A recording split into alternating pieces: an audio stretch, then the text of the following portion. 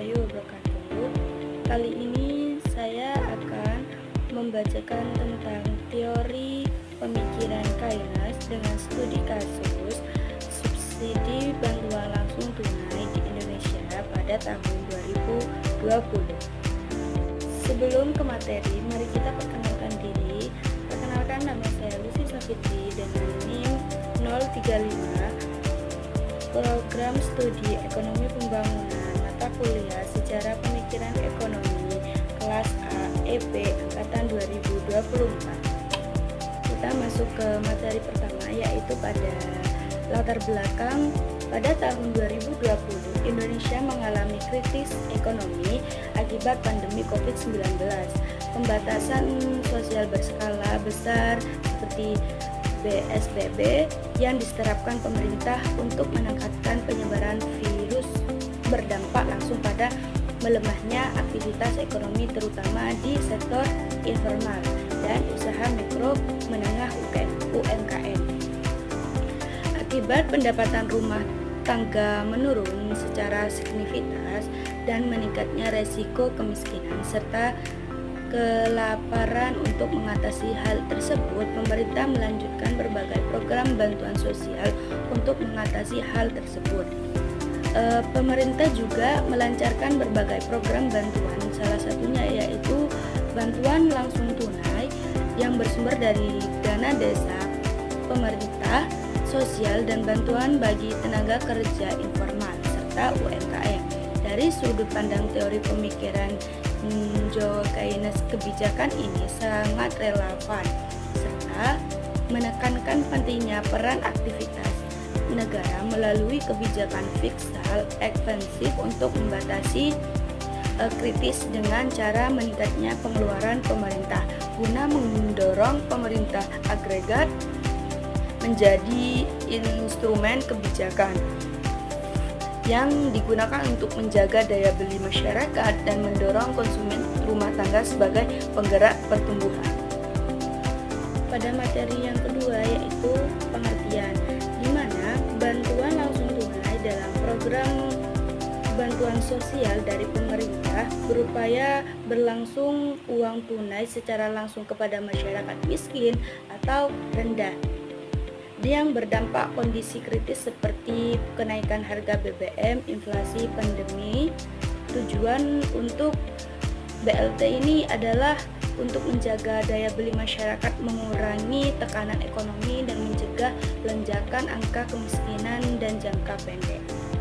Nah, pada materi nomor 3 yaitu ada dampak, di mana dampak itu ada dua, ada dampak negatif dan juga dampak positif. Nah, dampak pada positif yaitu ada 3 poin, di mana poin pertama meningkatkan konsumen daya beli rata-rata konsumen rumah tangga dari nilai 10 sampai 20%. Nah, poin nomor 2 yaitu mengurangi kemiskinan bayar langsung tunai, membantu mencegah lonjakan angka kemiskinan selama pandemi.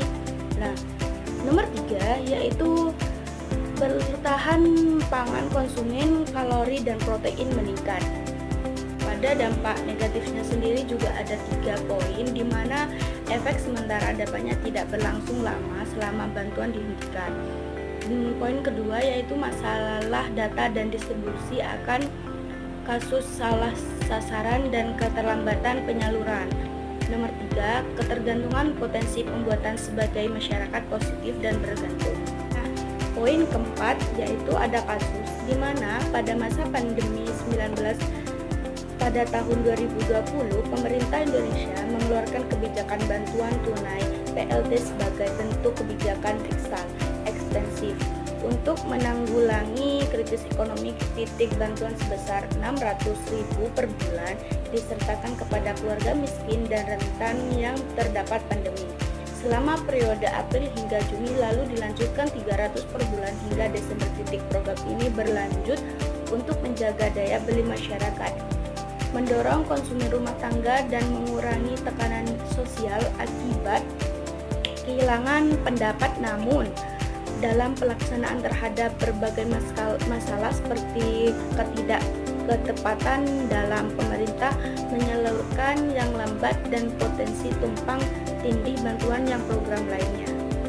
Poin kelima itu ada solusi, di mana solusi itu ada 4 poin, di mana poin pertama itu memperbaiki data pemerintah yang perlu diperbarui dan menyinkronkan data terpadu kesejahteraan sosial DTKS secara berkala agar bantuan tetap sasaran.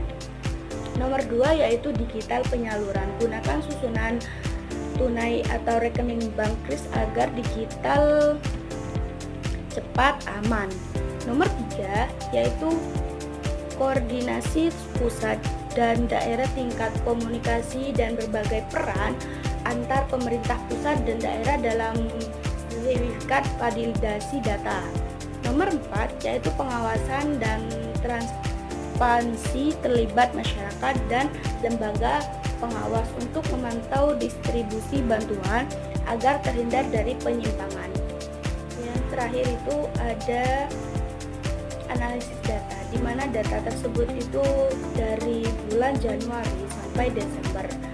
Nah, dalam data tersebut dari Januari itu belum ada program BLT, Januari, Februari belum, Maret itu awal penanganan, terus baru dari April itu baru ada mulai BLT di desa dari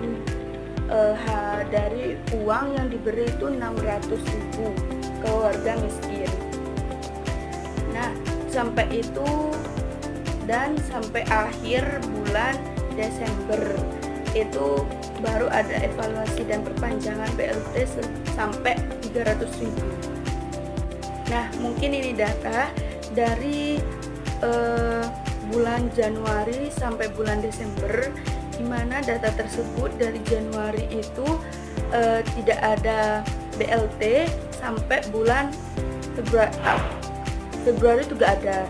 Terus bulan Maret itu masih penanganan, baru dari bulan April baru ada tunjangan dari pemerintah.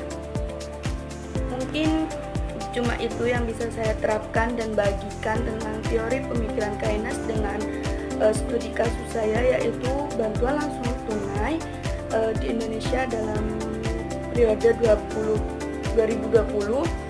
Jika ada kesalahan itu dari saya, jika itu ada kelebihan dari Allah Subhanahu wa taala.